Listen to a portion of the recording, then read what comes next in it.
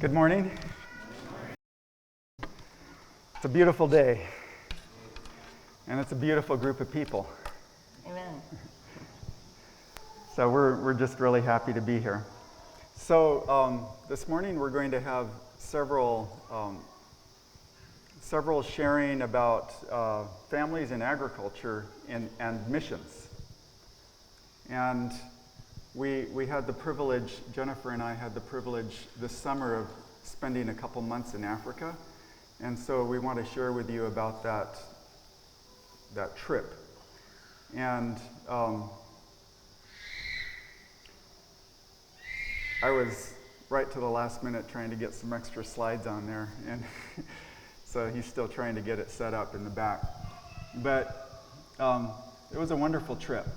You know, the Lord opened up that opportunity with a new nonprofit that had started called Global Rise. And they stopped by the farm to see if there was anybody who could help them build some farms for some orphanages. That's their heartthrob, is to help with the nutrition of orphans in Africa and around the world. So the extra exciting part for us was that Uganda and Tanzania were the countries chosen, and that's where we have some African girls. We didn't adopt them officially, but they became part of our lives when we lived in Sudan. They're both Sudanese, one living in Uganda now and one in Tanzania. We're pleased to say the Lord has really blessed them.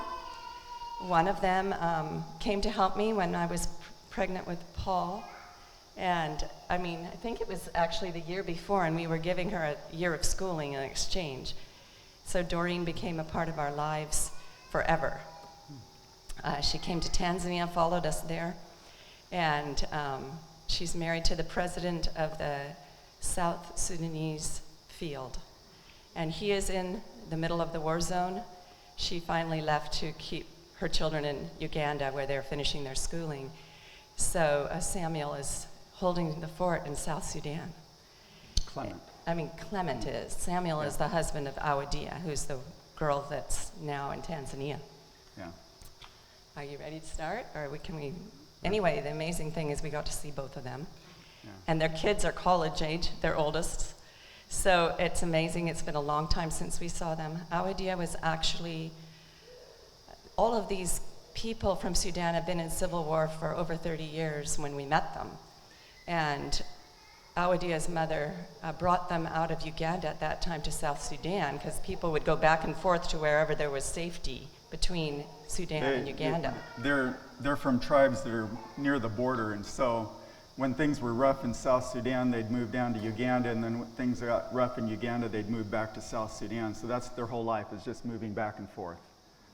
And I love the way they care for each other and their families. And we were actually interviewing Awadia's cousin in our home in Sudan for a job with ADRA. She wanted to go with us to the cataracts, around where the cataracts are, where the Nile goes east and west. We were moving way up there where there's pyramids. Way north. North. Yeah. That's right. Got confused because the Nile River's going up. Yeah. Anyway, so when she was at our table, Awadia was in our home, and they recognized they were relatives at our table. And you should have seen the joy, the screaming, the joy that happened between Awadia and Regina. And so Regina did become our counterpart up in the north, and then she followed us to Yemen later and helped us there. But these ladies are very sacrificial. Awadia has helped run ADRA South Sudan. She's a remarkably bright woman. She worked for ADRA South Sudan for many years. You know, she's a nurse, and okay. So when we tell you about them, you'll know who they are. Yeah. And she was actually orphaned. She lost her daddy when they came across. I want to tell you that story, but she was orphaned by her mother when she was living in our home. So getting to enter into the mourning process of actually her receiving that news from she was shot by the SPLA. The rebel forces. The rebel forces. So there's a lot of suffering that has happened. So we were in Africa from July 16 to September 8, And this picture here is actually a South Sudanese refugee camp in Uganda. And it's, from what it's reportedly, the largest refugee camp in the world right now. So just a little bit about our trip.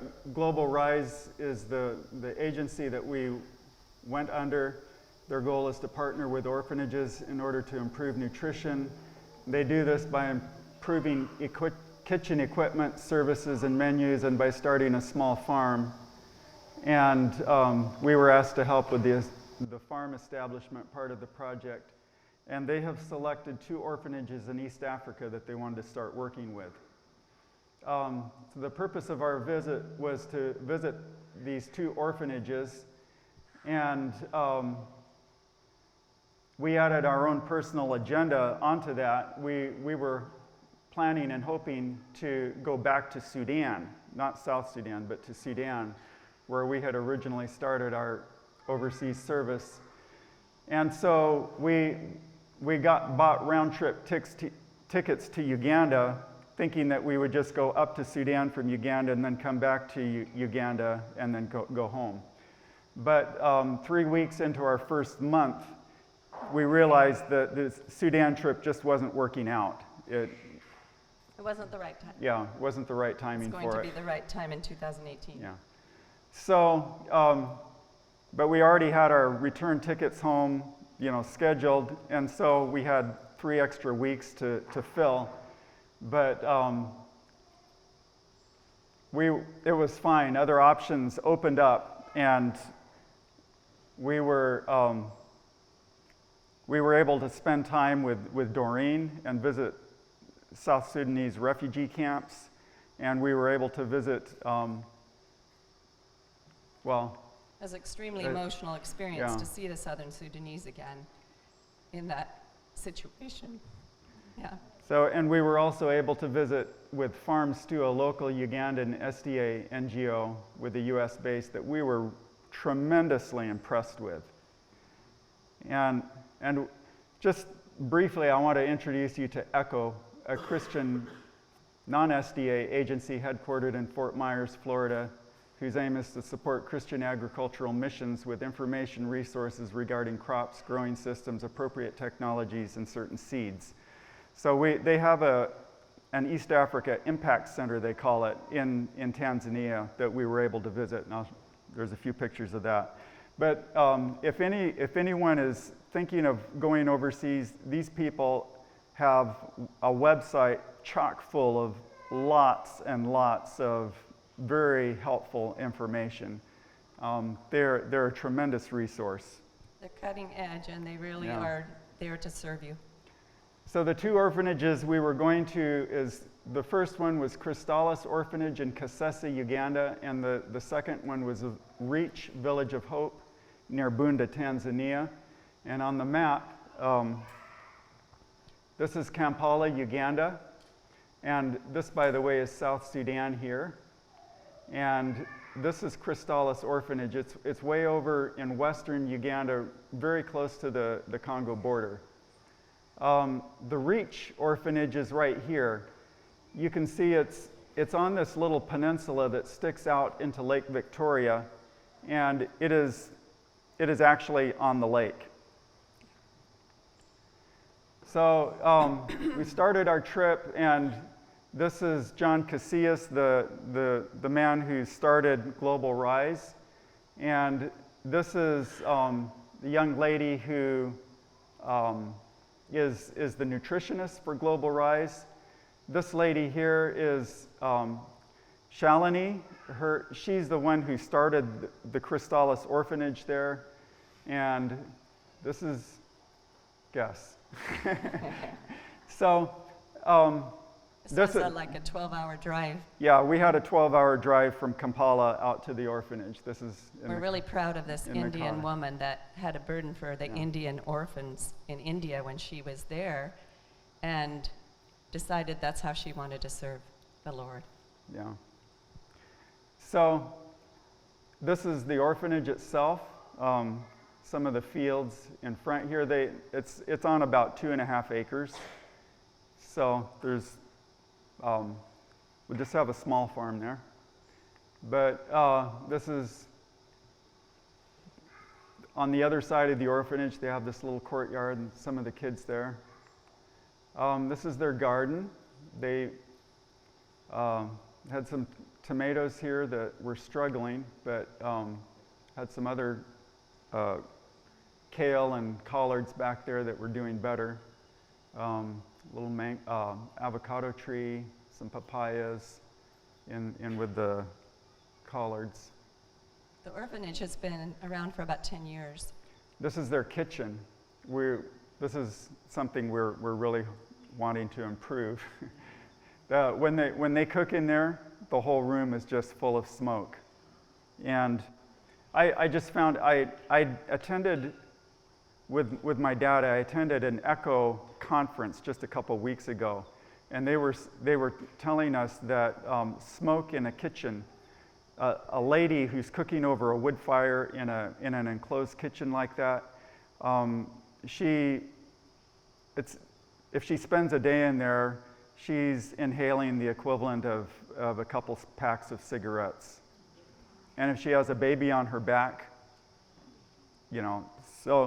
so doing something for local people to reduce the amount of smoke is a big priority for a lot of folks. This is some of the fields.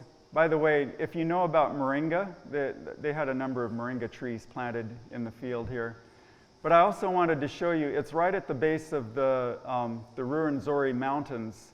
And notice this and this and this up here. All the brown areas. Those are fields, basically vertical. Yeah, those are their fields. And anyways, that was just really interesting to me. While we were there visiting, we visited the local agricultural officer, and he pointed us to a local primary school where they had set up a model garden. And so we went to visit that. These are the students out in the garden. So this was really exciting to me. They did have all the students out there working in it. That was a lot of nice sweet potatoes. This is the headmistress and her assistant who are overseeing the project. They had some fruit trees that they had planted, and this is how they're protecting them. And you can see there's some watermelon growing there, and I think those were peppers or tomatoes, or Yeah, not like tomatoes. like or, tomatoes. Yeah, and some collards behind, I think. We really believe in networking with the local community and seeing what's done. This was actually an exploratory trip to see what was going on in the local community where we were and the resources we could use. So they had some eggplant alternated with beans. And then they had set up this little demonstration drip system with, they've got scallions in there. That's what, little green onions, spring onions, we call them, okay.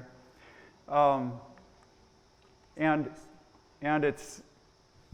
they're using this water tank to irrigate. This is the line coming down to the field. So it's just a very simple drip irrigation system. And how did they fill that tank? Yeah, it was interesting. They had I didn't get to see the treadle pump, but I've seen other ones like it. It's a pump that it's almost like a little treadmill with platforms for your feet, and you just stand on it and put your feet up and down like that, and it pumps water up into the tank. It was from that cistern that you see that's rock right there. They had just lined it with a plastic. Yeah, they had a liner. little basin right here. And they'd pump from that open source into this tank. They had a little canal that came from a river not too far away, and they would open that up and fill that basin and then pump the water up into the tank. So from there we went to Tanzania, to the Reach Orphanage, and you can just barely see a little sliver of lake right there. It's right on the lake. These are the boys' dorms and the girls' dorms. This was a much larger orphanage than Crystallis. The boundary comes about like this. You can kind of see it here. And, whoa, sorry, no, it comes over to here. Yeah. This is the road going down the center. The main gate is here, and there's a main road just off the slide. This is a school for the orphans and for the community. And this is a guest house. That's where we stayed. This is the dining hall here.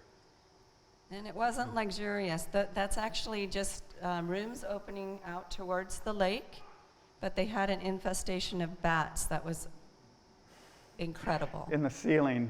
Yeah, so they were dropping everything into the kitchen we were using.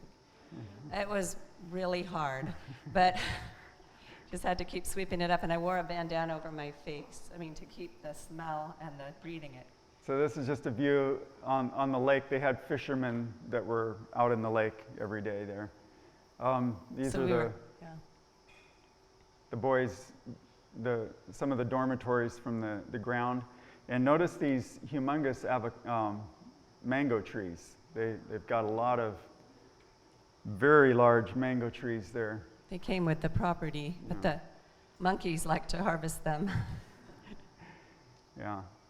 The problem is they get a huge amount of mangoes, and when they get their mangoes, the market is flooded with mangoes, so they can't really do anything with them. It's unfortunate. So there is a company that dries mangoes, which is wonderful. We're thinking of some ideas to do on that. This is inside their kitchen. It was they make a wood fire under these, but they've got a chimney here taking the smoke out. So that's one big pot. That's one big pot that goes inside. A round pot to serve the orphans. Yeah. The children. This is serving out the food right at lunchtime. This is the inside the dining area. These are the plates that have already been served. The kids come in and pick them up and then take their seat. They put in a huge swing set. We had to try it out. It's so tall. It's a lot of fun. There's a Canadian family who came down and did all the building for this over a period of several years, and he built this. This is what they don't do a lot of. They have large fields of cassava right now. They don't have irrigation. They have a couple from the lake. They have a couple of wells and some tanks, elevated tanks, and so they have a small area that they're irrigating where they have bananas, and then they started planting some vegetables, mainly Chinese cabbage. But this is how they make their starter. This is a starter nursery. I think it's just been seeded, and they set up this framework with sticks and cover it with they don't use hay. Soil blocks or anything but the soil, and then they water them all together. The seedlings are very close to each other, just like that. This is what the bed looks like once they're ready to start transplanting out of that. And this is protecting the transplants. It's pieces of banana. That's Chinese cabbage. Stalk. It's taking some sunburn. This is Chinese cabbage transplanted among the bananas. And then from... This is Awadia. Yeah, from there we went and visited Awadia in Arusha. Awadia, she married a doctor who's working in Dar es Salaam, and she's going back and forth between Dar and Arusha. Arusha's to the north. And she and her husband, by working hard, saved little by little, and they bought a piece of land. And they had that piece of land, and little by little, they made a hotel. And so This is a beautiful hotel that she is running, and her son is running it. So this is children in business. He comes up and spends more time there than she does, and he's not that old. How old do you think? He's probably in his early 20s. Yeah, maybe 20. Yeah. So we're really proud of them for their diligence, their industry, and their commitment to God. They give a lot to the church, and they're encouraging other folks in their church to give a lot, and they're sponsoring. They do most of their giving through their local church, and their local church is sponsoring a number of young people through the seminary. They're sponsoring the starting of local congregations. Samuel and Awadia attend a satellite of their church, a daughter of their church that they're trying to help raise up. And they also are sponsoring church planting in dark areas. You know, this daughter is just outside of Dar es Salaam, but the daughter church, but they're going farther afield, and in conferences where the conference doesn't have a lot of funding, they're helping to sponsor. They're helping to sponsor church planting. They're also helping orphanages. They're local. Yes. They're encouraging their local members that can afford to share with the orphanages, and so that is so inspiring. And as I said, we visited this. This is the ECHO organization that I was telling you about. We visited their office in Arusha. They have a seed bank there where they have green manure cover crop seeds, and they have tree seedlings, fruit tree, and also fast-growing trees that can be used for alley cropping or agroforestry, and provide fodder for these trees can provide fodder for the animals and firewood, and Are they giving seeds away, honey? Yeah. Yeah. They let us take whatever we wanted. But they do a lot of appropriate technology stuff. This is a solar dehydrator. This is the air collector where the air is heated, and then it comes in here and rises through the trays. You see they have screen trays here, and then it exits out the top here. And so we immediately thought of all those mangoes back at the orphanage. Another thing they had was sack gardens. You can't hardly see the sack, but this is just a large nylon sack that's been filled with earth. But there's a special way of doing it so that you have a drainage column in the center where that's full of gravel. So you actually put a pipe in, a 3-inch pipe, and put your gravel in the pipe and then pack earth around it. And once you've done about a foot of earth, you raise the pipe up and pack another foot in and put the gravel down and keep raising the pipe up until you have it full, and then you have a column of gravel.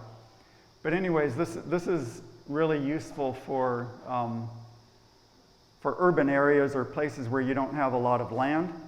And when we got to the refugee camp, we immediately thought of this, and we're the refugee camp. See, the watering is through the center, through the gravel, and so you save a lot of loss of water that way. This is Doreen and her son and daughter. So these are just two of her children. The little one's Ative Faith. Yeah. So she has 5 children. So Doreen, as we said, her husband is the president of the church in South Sudan, and she has come down to Uganda to be with the children because it's just insecure in Sudan, in South Sudan. But she she is responsible for women's ministries and children's ministries for the conference. And she spends a big amount of her time in the South Sudanese refugee camps. And we told her we would really love to go with her up there. And so we were able to make 3 trips with her up to 2 different refugee camps. And those were a highlight of our time. She done the pre-work there, passing out seeds, and they started seedlings. So we just said, let's do tower gardens too. Besides. Previously, I had mentioned to you that we have Australian roots, and our Australian family have a family reunion every few years. And we had a family reunion just before we left to go on this trip. And so we mentioned to everyone about our plans, and they gave us just over $1,000 to do something in Africa. And so we gave most of that money to Doreen when we arrived. And she immediately, we didn't prompt her. She said, what I really want to do with this money is I want to buy seeds. She said these people in the camps, they were given some basic commodities, some sorghum and some oil, and not much else. And she said they really need vegetables. And so she said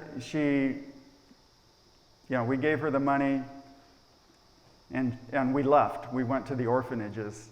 And after our tour of the orphanages, we came back to her, and she said, let's go up and visit the camps where I took the seeds. And she started income generation with the women in handiwork.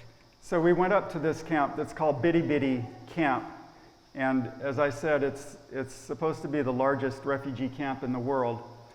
Each refugee gets it's a 30 by 30 meter plot of land. So it's better than a lot of refugee camps, I think. Uganda is very generous in letting the refugees have some land, but 30 by 30 meters is not a lot of land still if you're needing to survive off of it. So Doreen this is an Adventist church in the camp, and she had organized 3, they were supposed to be women's groups, but they included everyone, anyone that wanted to be part of it. And they were for church members, and they were for friends and neighbors and anyone else that wanted to be part of it.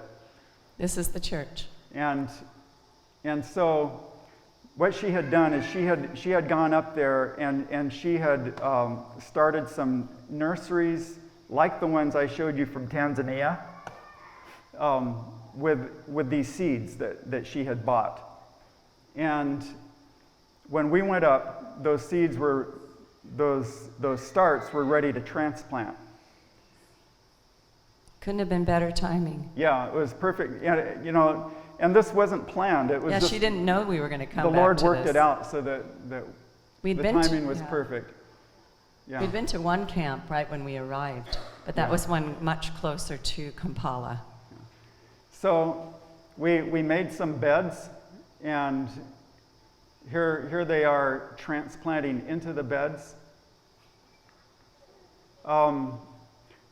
I had no idea what the nutritional needs of the soil was, but I do know that all over East Africa they have these little fish, little dried sardines.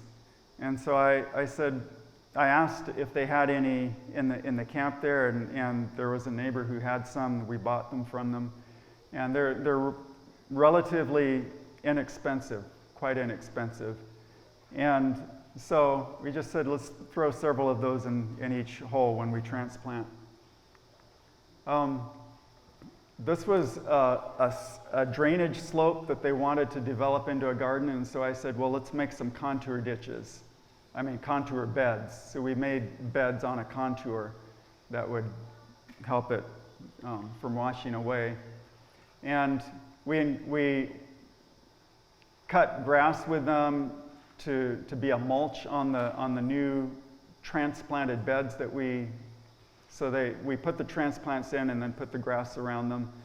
It was a little scary because we are not used to separating the plant's roots from each other. We have them individual blocks, and so we knew they were going to be suffering greatly. These were all with the going transplant. in as bare root transplants. So we're completely covering all of them and just letting a little bit of shade on them there. And then we had brought with us the materials for making these tower gardens, and so we made several of those with them.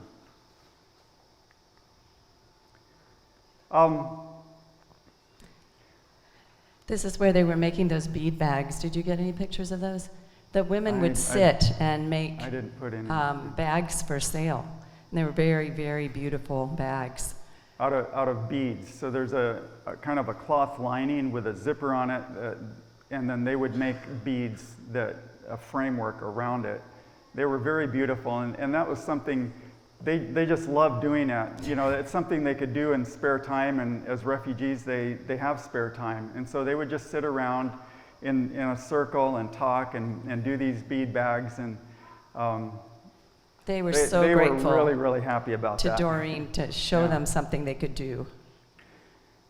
So this is the other organization I wanted to tell you about. We spent almost 3 weeks with these people all together. And we attended a 1-week training with some of them in Kenya, and then we spent a week with them in their field there where they. It's good to say that was an ECHO training that Ed encouraged. No, it wasn't. That wasn't. What was it? It was medical ambassadors. Oh, medical ambassadors. Yeah. Okay. So, and then we spent time with them where they're working and saw them at work. And then on our last trip to the refugee camp, they came with us. So Farm Stew is an acronym, stands for Farming, Attitude, Rest, Meals, Sanitation, Temperance, Enterprise, and Water. That's their mission, is to teach those things. They're an Adventist group, and they are associated with the church. They have the blessing of the local conference, and they're working closely with the local church. And I'll just show you what they're doing. I was just so impressed. One of the main things they do is they go into a village and they do a demonstration. And when they told me what they were doing, I was like, can you really do that? They're teaching people how to make soy milk and how to make tofu and a number of other things. And how to grow the soybeans. And so we went with them to a village where they were going to do a demonstration. And the person that arranged for this demonstration was a local lady, a non-Adventist lady who had attended a demonstration before some time ago. And she was so excited and happy about it that she just started arranging for Farm Stew to do demonstrations at lots of other places. She's apparently arranged a lot of these demonstrations. But we came to the demonstration with soybeans that had been soaked overnight and with the wooden mortars for pounding them. You have to keep in mind, we're not using blenders here. And and we had a few vegetables with us. And it's so easily, vegetables that we know are available in the village. And they have the local people help with whatever they can bring. So as soon as we got there, they started unloading and connecting with locals and asking people, can you bring knives? Can you bring pots? Can you bring water? And so everyone's involved. And then they get out the mortars and the soaked soybeans, and they say, do we have a volunteer that can do the soybeans? And so they get a couple people doing that. The so guys were helping. Everyone's participating. We mostly had men there. It's right on the road, so it attracts people as they come by. This is the main street in this village. And we're in front of there's a shop behind us over here. And somebody has a little vegetable stand here. So we just set up under a tree and start demonstrating. And this was when the crowd was still building. It got bigger than that. People, there's not much going on. People are curious. They just come and say, what's happening here? And so here's the soaked soybeans. Here they are getting ready to cut up the vegetables. The vegetables Here's someone pounding the soybeans here. See, they make a scrambled tofu, and they like to put the mixed vegetables with it, or they will use it as a sauce to eat with a green jackfruit. You have jackfruit here? They actually make something out of green jackfruit because those are readily available. And jackfruit has kind of a, if you can imagine, it has kind of a meat-like consistency.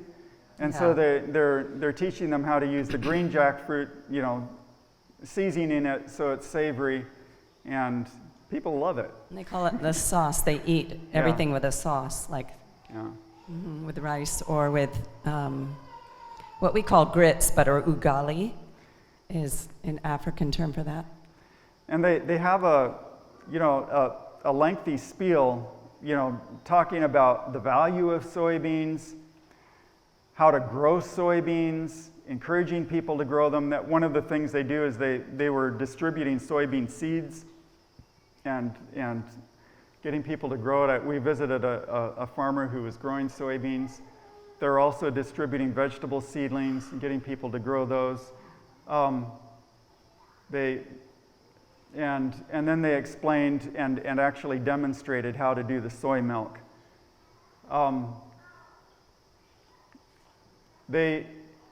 With the vegetables, they encourage people to eat a rainbow. They're encouraging a rainbow, and so then they actually make a rainbow. So when the people are chopping up vegetables, this is what they're producing. You have peppers, at the demonstration. Tomatoes, cabbage, carrots, onions, and garlic. Yeah. And it goes far. When you cut it small, all the ladies are cutting while we're talking, and everybody gets some in it that way. I was wondering why they're making it so small. I thought this is a lot of work, but as they did the demonstrations, I understood when I heard their explanation. That's so, if you cut it in large pieces, that means that the vegetable isn't going to be distributed evenly among the family when they're eating. Some people are going to get more big pieces, and probably the little kids are going to be left out. But this way, the vegetables get to be distributed evenly for the whole family. Do they do savings groups? When we went to Stephen, I thought that was really significant. Yeah, they're encouraging savings groups where people save money and then they can take loans from the group, and they really help each other out. Yeah, it's really sweet. So, this group is a group to keep your eyes and ears open for. They really deserve help. They're just they've only been going for a few years, and I think they have huge potential. Their goal is to spread throughout East Africa first. Yeah. Yeah. So that's what we wanted to share. We're going to have some others share what they're doing here as a missionary work. We got Tim and Andy and the canvassing team to come forward.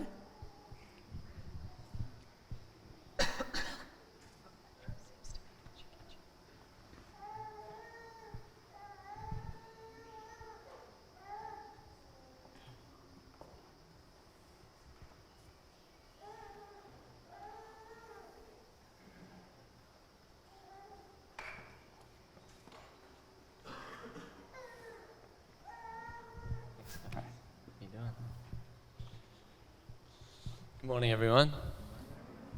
Well, I just have a short story, testimony to share of some missionary work we do as we canvass around different places and try to just add in a little bit more than just the selling of books. I wish we could try and encourage more of the agricultural side of things into our work a bit more than what we do.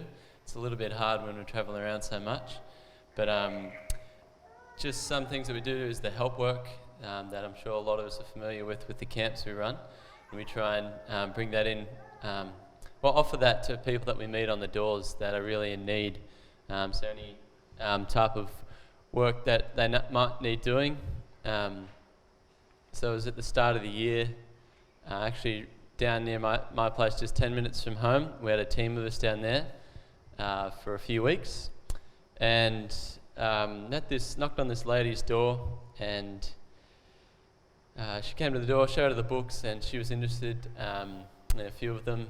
She had an accent. I can't remember where can't remember where she's from, but she'd just moved down from Sydney to the Yarra Valley, and just at the start of the year, just a few months before. And I was able to talk to her, and she said she had no friends around. She was just settling in. She just bought the house, and it definitely needed some work. The grass was long, and a few different things. So once she bought some books off me, she bought a cookbook, Peace Above the Storm and The Great Controversy, which was a blessing. And then I offered, hey, there's a group of us here. We're here for a few more days. You want us to come back on the weekend and maybe we could cut your lawn or something like that. And she was open to that offer. She liked that. So Jylan, Matt, and I went over to her that Sunday. And Jylan actually worked on the inside of her ceiling, sanding down some rafters, which she wanted. And Matt and I were outside mowing the lawns. And anyway, just something simple, but we're there for a few hours just helping her out. And she really appreciated that. And then we've been away since we're away again after that. And then when I came back a few months ago, I thought, I've got to get in contact with Angela again and see how she's going. And I was home for a few weeks, and then I just got to do this. So the last week we were there, I finally messaged her and said, asked her how she was doing. And she said, yeah, she'd love me to come around and help her out again. So I went around again by myself and did some more on her ceiling. And then she, as I said before, she really had no friends around. She had a daughter that lived further in town, which she didn't see too often. But she'd just been through a really nasty separation with her husband, and was in a lot of pain, and just didn't really have anyone to talk to about it with. And so we're just around the fire inside, and she smokes a lot. It wasn't working on the ceiling with all the windows closed with her smoking inside wasn't the greatest. But God really just gave us some time where she just really opened up and was able to share, even to tears, that just what the heartache the experience she's been through. And I think it was really good for her, and I was able to pray with her and just encourage her again to read the books that she'd first bought off me, because she still hadn't read them yet. And I said, I told her time and time again, those books are going to be a blessing to you, especially that purple one, Peace Above the Storm. And so then, since then, we've been back again, and I thought, I should invite her to church. And so it was one of our last weeks there again, a few months later, and I messaged her and said, you're welcome to come to church and then come for lunch at our place. And she said that was a great idea. Think it would be a great idea. And she ended up coming along to church and just a few months ago now, and then came for lunch in the afternoon. And yeah, it really couldn't have gone better. Praise God for that. Really good first experience at church. And then, getting to know the rest of my family, trying to get in friends with my mum, who's obviously at home more and her kind of age. So, when we go back this week, I really pray that we can touch base again and continue that relationship with her, and really encourage her again. Hopefully she's read those books and been able to get through some things. So if you guys could pray for Angela, it'd be great. And all the other people that we meet, that's just one that has a few good results, which is a blessing. But there's many other people that we touch that we don't know what the final result's going to be, or what God even is doing right now, even as we speak in the lives of those people through the books and through the locals that interact with them as well. So it's definitely a huge blessing. As I said, I'd love to be able to do some type of more agricultural type thing with the work that we do. And I was just going to say really quickly that last week we were at a literature vandalism conference, and I'm like, this is just great confirmation again that this is all I should be doing is just canvassing. And then I come here to Cultivate, and Brother John says, Satan's going to do all he can to keep you out of the garden. I'm like, what a struggle. There's just this battle going on between so want to get more in the garden and then so want to keep doing canvassing. So there's a balance somewhere there that God's got to help us find. But but I really appreciate it. And as I said, God has a place for each one of us, no matter where we are, no matter what we're doing. God's given us different abilities and talents to use for His glory and to be a blessing to others. So I really appreciate being able to share and for others sharing. Yeah, Thank you, Tim. And friendship evangelism is amazing. Thank you, Tim, for reaching And out. wherever, it doesn't matter where you are, you've got a mission field around you. Okay, Alec? DeZozo, Washington. Sorry, no, it's not Alec. It's West Australia? Ben, yeah. Oh, Ben Meldt. Yeah.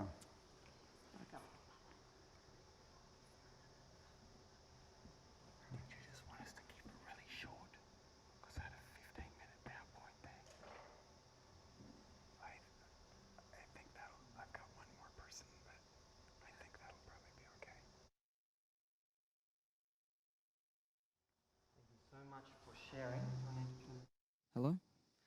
Thank you so much. I really appreciated that.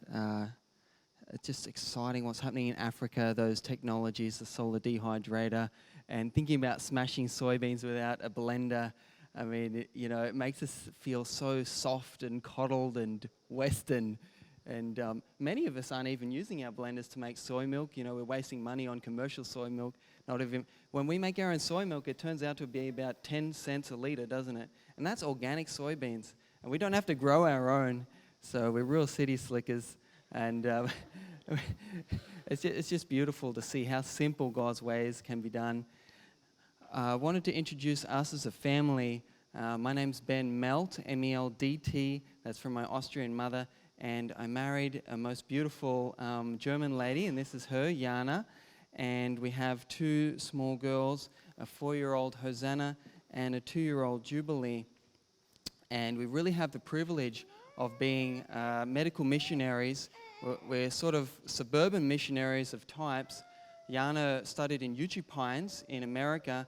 She wanted to do other things with her career, but God led her to study there because it's one of the best medical missionary institutions in the world and produces medical missionaries that build health centers all around the world. And we're really striving towards that. And we've been talking about this week with people. We need that in Australia, these mission colleges that produce competent and confident medical missionaries that can go anywhere and serve God in any capacity. But this morning, we wanted to share really shortly, thank you, sweetheart, about a project in our church.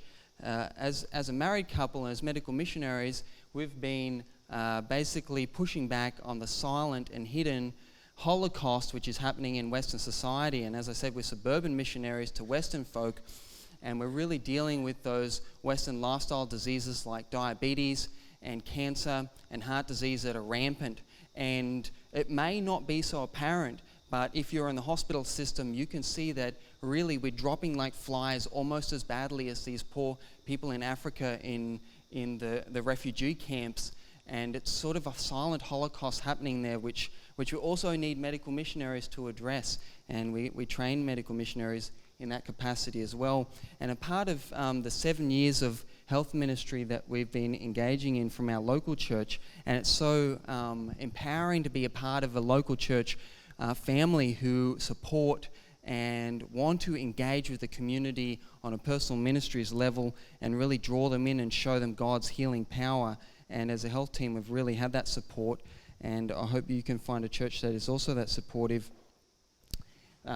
During the 7 years of ministry, after about 4 years, we were teaching a lot on what Jana spoke about earlier in her workshop, called God's Green Pharmacy or Nature's Green Pharmacy, how to use cultivated and wild herbs as medicine and as cuisine. And we're doing a lot of gardening ourselves, and we realized the folk in our church really didn't have a lot of gardening skills.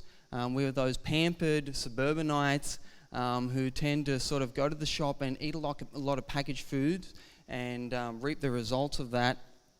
And even children in the church so disconnected that, and in society, as you talk to the community folk out there, that they didn't know where their food comes from. And I know you come across this, and it's a real tragedy of sorts. So being really passionate about organic gardening, what we did is we decided that we'd love to open a community garden in our church as integrative to our health ministry programs. And the opportunity arose when ADRA offered a community grant and offered some money for community gardens. So just clicking further there.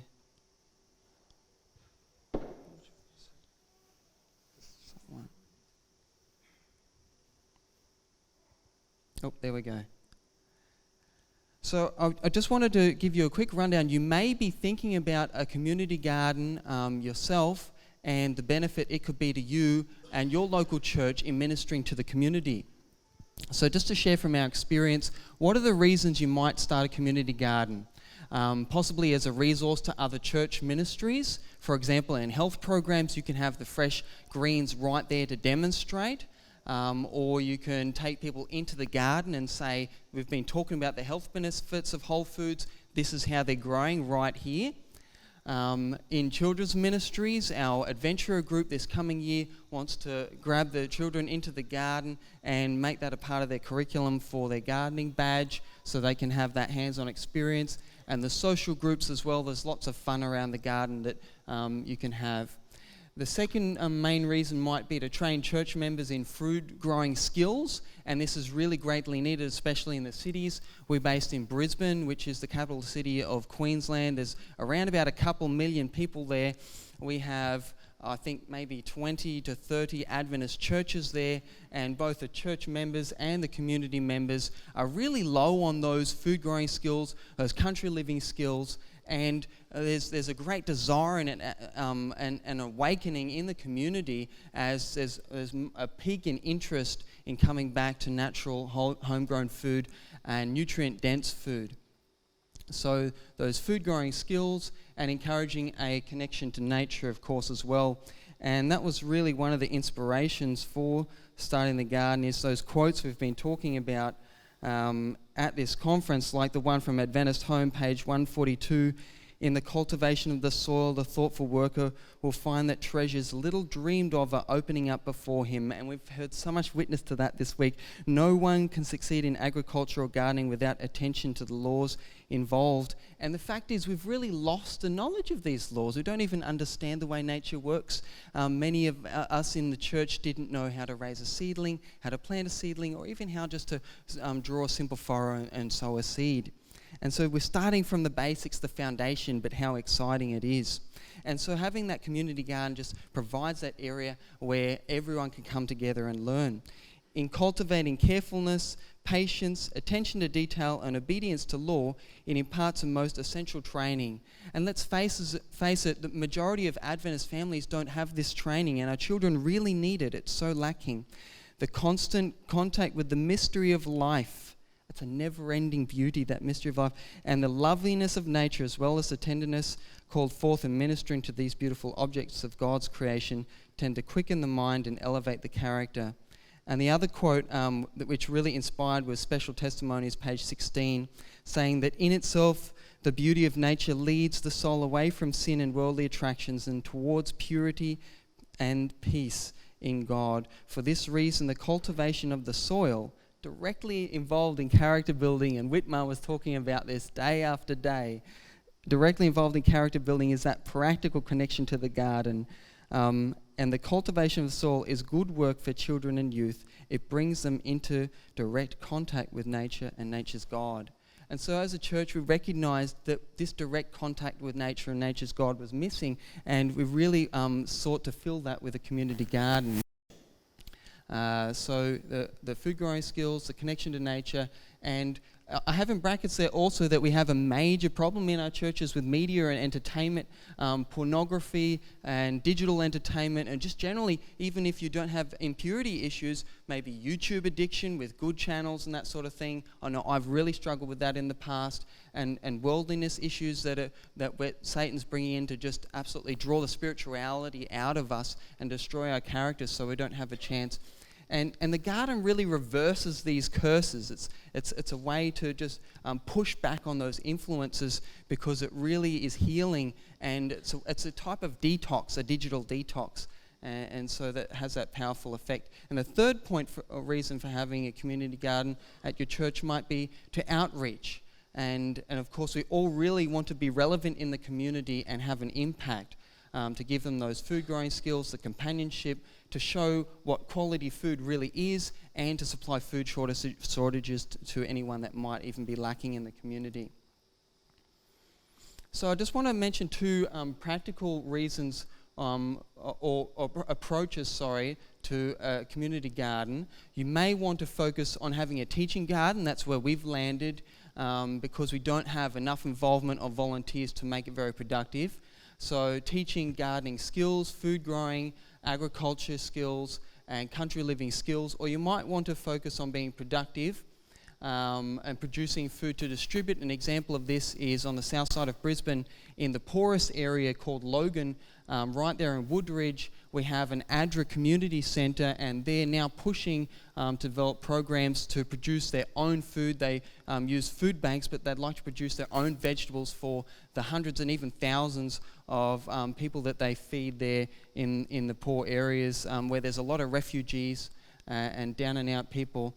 And they're using actually grants from the government to have work for the dole. People come and then tend those gardens, because it wouldn't be economical to actually pay people to garden. So they're using people who in the community who need something to do anyway, and then supervising them, which I might be a part of that project, which is really exciting. So our beginnings was that we wanted to complement the health ministry programs and focus on whole foods and fresh garden greens with the ministry programs that we're presenting. And we had church members in need of practical food growing skills, and we were a church wanting to be more engaged and connected to the community. And so it started off with this ADRA Community Gardens grant. I believe that's still available. So write to your local ADRA director and ask them, when is the grants process coming up? When can I submit a form? There's $1,500 in it, and as it turns out, that was exactly the amount that we needed to establish the garden properly. Of course, the project could be self-funded by your church, taking donations, and if you keep costs to a minimum and pool your skills and resources, it really doesn't take that much to build a garden, even if you have minimal or no money. And I know that, in Africa they can attest to that, they have to. So we formed a committee, we set a project purpose and our goals, which was basically what was already outlined. And then we started out, we have quite a large church with about 200 members. And we had this area next to the church and next to the car park, which was about 10 by 10 metres, so 100 square metres. And there was a couple of small trees there that we had to remove. And just by luck, we had a massive in-ground water tank that took all of the rainwater off of the roof right there next to it, which was a big benefit, so we pump out of there. So basically we had couch grass to deal with. That's not fun. That's some of the most invasive stuff you can come across. It's really annoying. So what we did is, I don't have the picture of it here, but we covered it with a piece of black plastic, some builder's plastic, for 3 months, and it completely killed it off. So we're basically tarping the whole thing. And then after that, we came in after the grass was killed off, and we used our grant money to buy some quality compost and top dressed that on the top, watered it all in with some crusher dust to make sure we've got a variety of minerals. And because we're in an environment where we have really high evaporation rates, especially in summer, we put some heavily mulch over it. In this case, it was tree mulch. That's what we had access to as a free organic material. And that was our start. And as you can see, the church members getting involved, it's a real blessing. Everyone really enjoyed themselves. There's our pastor in the middle there. So supportive. It's just a wonderful thing. And then we launched with basically a soil enrichment workshop, which the community attended and really enjoyed. We were showing all of our produce there, like the snake beans. They get to 1/2 metre plus long, and a whole bunch of other vegetables, and gathered around and just showed how to build a basic compost pile and had the vegetables just really exploding out of that soil. And I love what Whitmar said this week. There's no righteous, no, not one, in reference to the soil. You know, everyone ends up with a soil that is hard to deal with. This was a heavy clay, and it was basically rubble and clay that was pushed off the building site. Really horrible to deal with. But adding that organic matter, watching the worms biotill and do their thing, the greens and the veg just exploded up out of it. This is a row of snake beans, which provided massive big bunches of snake beans for 3 months plus. It was amazing. And there's our compost pile and some volunteers. The church really got behind it and enjoyed it. We had to erect a shade cloth, which costed us probably another $300.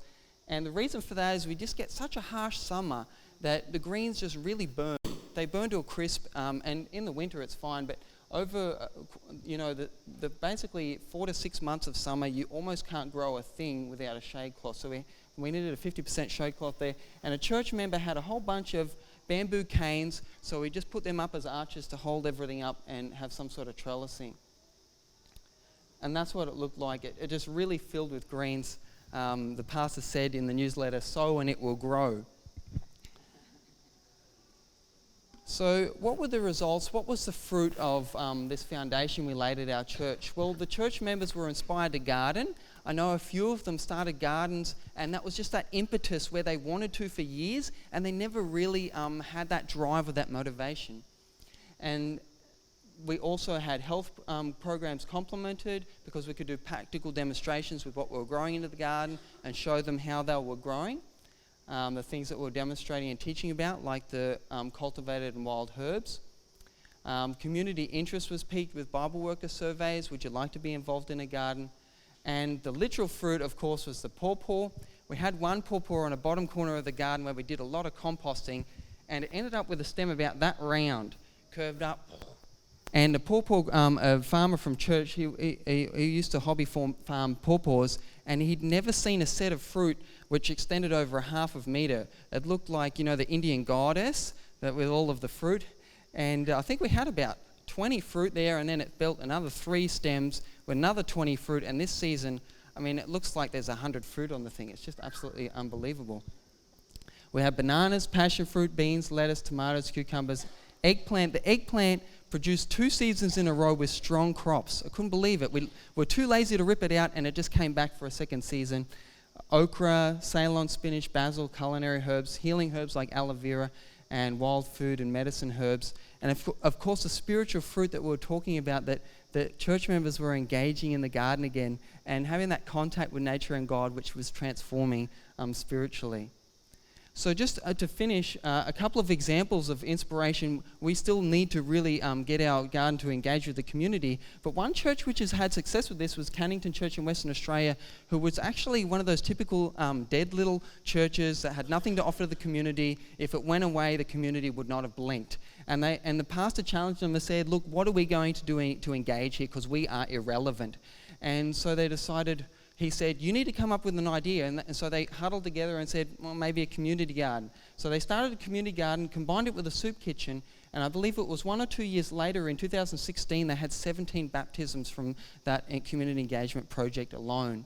Amazing stuff. I don't know if you noticed, earlier in the year, we had a mission report, I think it was maybe just 2 months ago, from Moldova, from the lesson from that Russian conference area.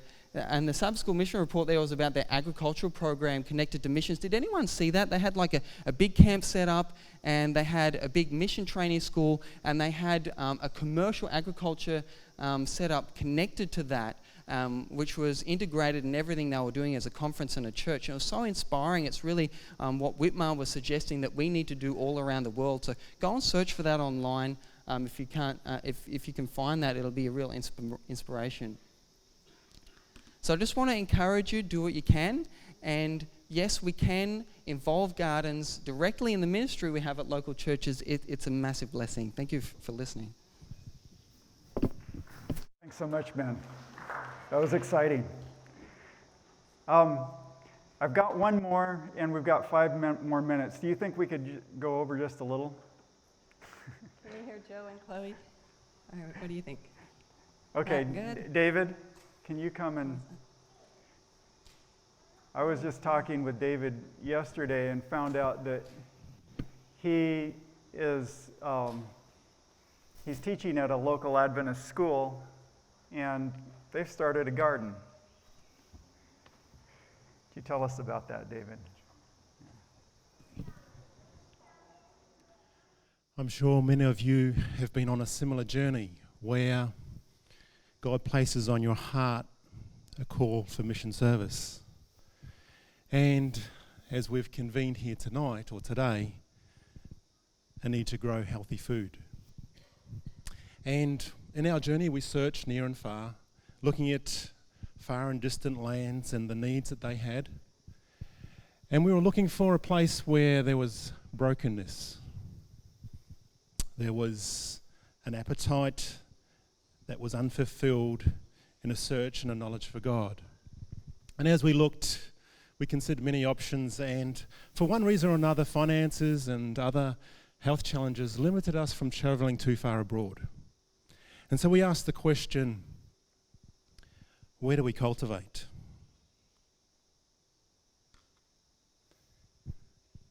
And in our search, God led us out the front door to a place 30 minutes away.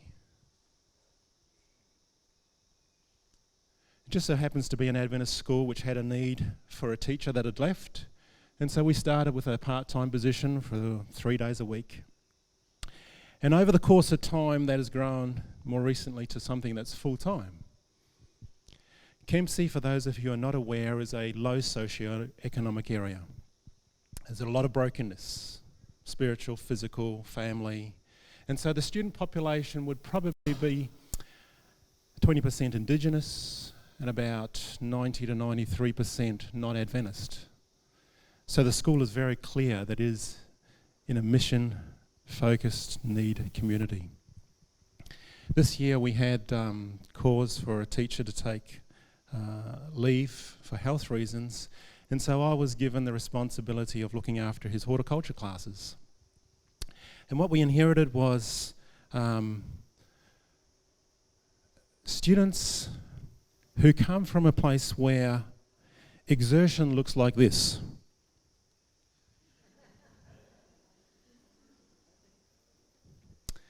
And so, how do you reconnect them with the world? Chickens and the cuteness of their life was a starting point. And then the agriculture teacher put in a hothouse with some plants, raised garden beds, and at the back you can see a small orchard. And I inherited this class with students who were not used to exerting themselves. And the idea of manual labour was foreign. Fast food was from McDonald's. But over the course of time, I came across a challenge. And what do you think the most significant challenge I had with these students? We're talking about 15, 16, 17-year-old students, teenagers who come from very broken homes. Blended homes is a blessing. It's not uncommon for you to be living with a second generation, a relative or somebody nearby, because your family is so broken that one or more parents are unable to exhibit or enjoy the freedom we have. That is a pepper. And the greatest challenge I had with the students was keeping them out of the garden. They would arrive and say, "Sarah, we're doing prac today." And I'd say, "Why?" "Oh, we've got to go tend to our garden. If you have a look at the garden, there's no weeds. We've got to go check on the weeds." What they were doing is they went out the back and they were grazing. And it didn't matter if it was peppers or zucchinis, cherry tomatoes, snow peas, cucumbers. They would go, you can't see it too well there. But what the students have done is they've just been away for a week doing some work experience, and so the gardens have been untended. That is actually a zucchini that has celebrity status. And in a space where the normal technology is used for a whole lot of undesirable things, that zucchini was paraded around the school as a trophy. And it provided the impetus for us to go beyond the raised garden beds to explore the soil, which many of you are familiar with. And we needed to put some bamboo in. And it's the sort of soil that you go to with a pick to break up. Not a pitchfork, a pick. And as was said last night, we create moats around it to contain the water, to give the water a chance of penetrating it. And because the students had developed an appreciation for nutritious food, for food that was readily available, they were then able to expend the effort to improve the soil. So the area just behind there is the area that we're working with, and it's probably 50 or 60 metres long, and we put in probably about 300 metres of garden beds. That's about 1,000 feet in yaw. And this is just in the last month we've got to this stage where we're ready to plant the corn, the watermelon and the pumpkins in the hope and prayer that they'll be harvestable and ready at the end of the summer break. Of course, the Australian education system has not yet aligned itself with the agricultural seasons, but it's obviously a need that we have.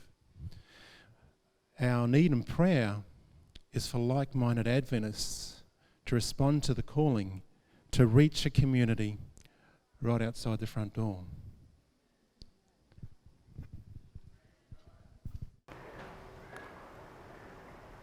Our Father in heaven, I just thank you and praise you for the ways that you are working around the world, for the people that you are working through, and for the people who are being reached.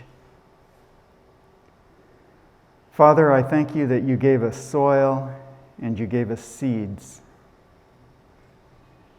and that we can be a blessing, and that we can help with those resources, the world around us.